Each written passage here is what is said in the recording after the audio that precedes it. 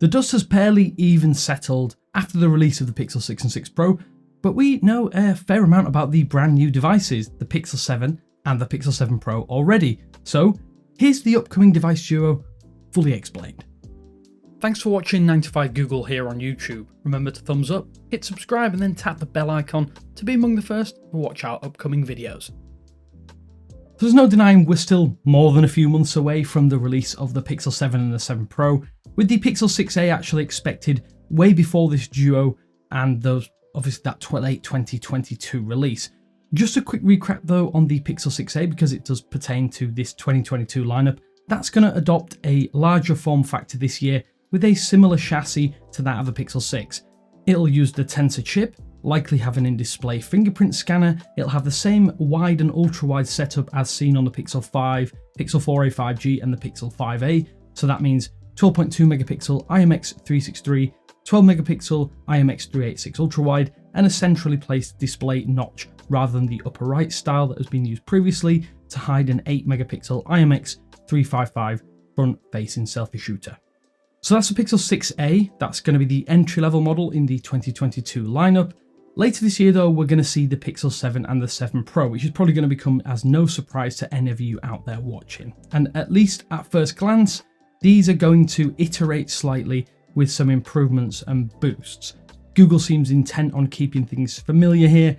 It's a tried and tested design methodology so far that has served Apple and to a lesser extent Samsung over the past few years, so it makes sense for Google to kind of follow up with their own kind of iterative style of phone release. 2022 will continue the large and small phone setup that we've seen previously, but things are remaining large here as they did with the Pixel 6 and the Pixel 6 Pro. The Pixel 7 will measure in at 155.6mm by 73.1mm, and it will be 8.7mm thick, while the Pixel 7 Pro will measure in at 163mm tall, 76.6mm wide, and 8.7mm thick.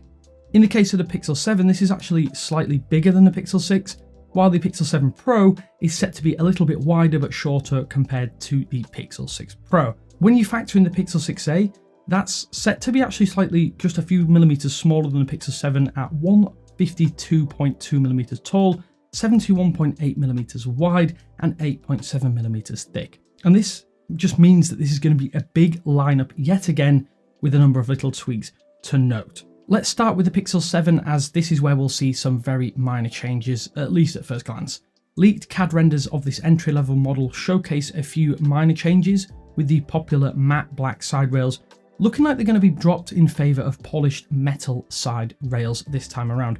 These sides also do appear to be ever so slightly more rounded than the current generation, but this is something that we may see change when we see the final product. And as noted in the original CAD renders, the Pixel 7 appears to have a more prominent 5G millimeter wave cutout along that top bezel, which is much more visible in the fleshed out 3D images that we have seen.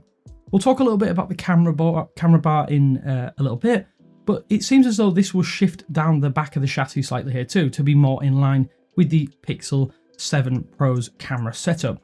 We're also set to see a flat display retained with an in-display scanner, also likely joining the mix here too, and the CAD renders courtesy of OnLeak speculate that the Pixel 7 will also come in the exact same colours as the Pixel 6. That means sort of seafoam, kind of coral, stormy black, but as you can see from the renders that have been showcased, there looks to be a new cloudy white option which could prove very popular and would be more in line with the plain black and white options that are available for the Pixel 6 Pro from this year or previously. The Pixel 7 Pro though, this is also going to be treading a familiar path, but there are a few more tweaks here that we need to kind of discuss. At first glance, it's hard to really see what's going to be different, but it is set to include that smaller 5G millimeter wave cutout along the top bezel, and somewhat divisive, at least in tech circles, this is also going to retain a curved display this year, and we'd also wager that it will come with an in-display scanner. Here's where the design though gets a little bit more interesting. The camera bar on the Pixel 7 and the 7 Pro, this is both devices, they're returning, but there's going to be some changes to the lens setups. But it's worth noting we're basing this off of CAD renders, but alas, we could see some strange and even some almost comically large lens holes this time around that kind of group these lenses together with a pill-shaped enclosure around each lens. It's weird, and although not guaranteed, could help separate the designs or at least help them stand out from the Pixel 6 series, at least when we see them for the first time. Another notable here is that the Pixel 7, it looks like it's set to stick with just 2 rear camera lenses. Sadly, it doesn't appear to be any room, or at least there is physical room, but it doesn't seem to be a periscope zoom lens here either, which means we're expecting a main wide and ultra wide setup yet again for the Pixel 7.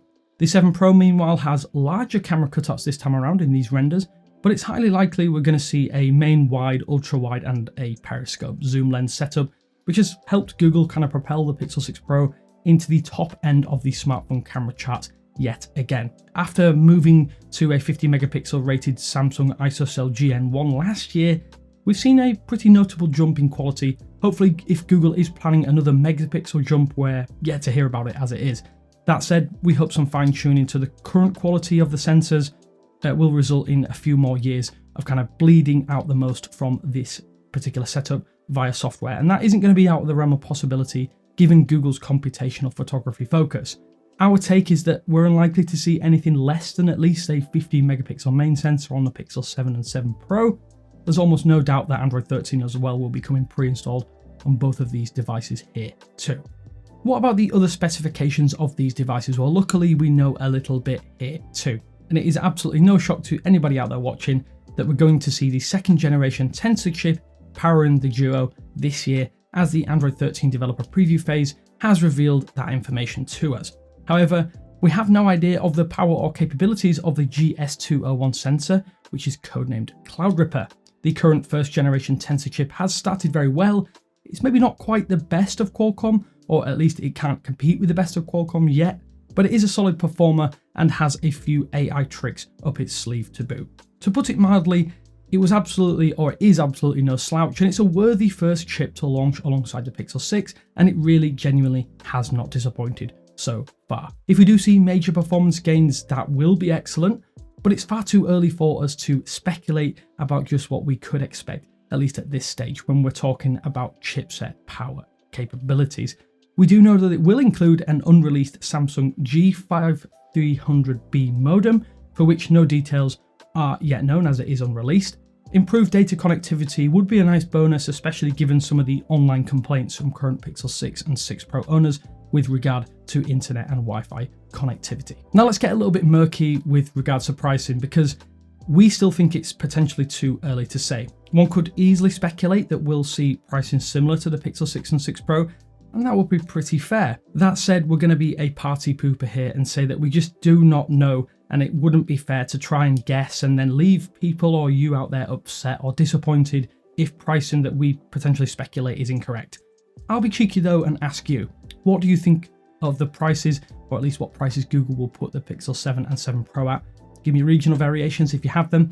Throw your best guesses down into the comment sections below, but also I want to know what you're thinking at this stage of the 2 devices from what we've learned so far. Does it seem like upgrades, or are these modest upgrades something that could be good, or are they a bad thing according to you? Just let me know what you think down in the comment sections below. But as always, this is Damien with 9to5 Google saying thanks for watching, and I will speak to you later.